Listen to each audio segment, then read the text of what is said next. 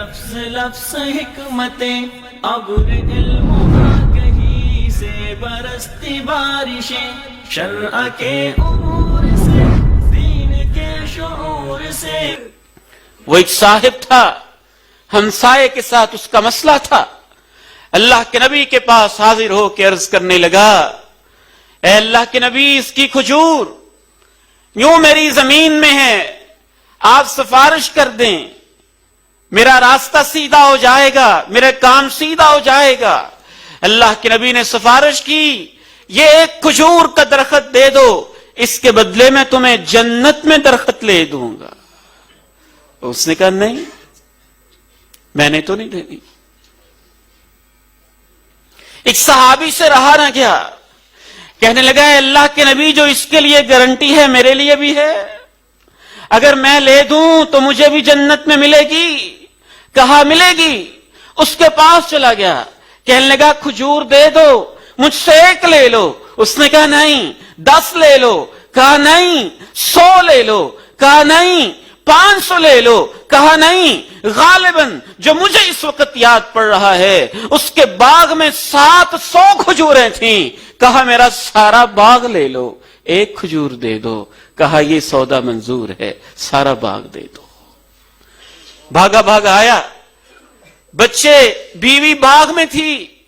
کہا جنت کی کھجور کے بدلے سودا کر آیا ہوں، باغ سے باہر آ جاؤ. پھر اس کے جنازے کا دن آیا. اللہ کے پیارے نبی علیہ السلام وہ صحابی جلیل حضرت ابو الدہداء کا جب جنازہ پڑھنے لگے، آپ کے ذہن میں وہ ساری باتیں تازہ ہو گئی ہوں گی. آپ نے کہا کم من عزق رداہ لابی الدہداء، ابو الدہداء میں دیکھ رہا ہوں جنت میں کتنے درخت لگے ہوئے ہیں اور ان کی ٹہنیوں پہ کھجوریں لگی ہوئی ہیں، وہ لٹک لٹک کے تیرے انتظار میں ہیں.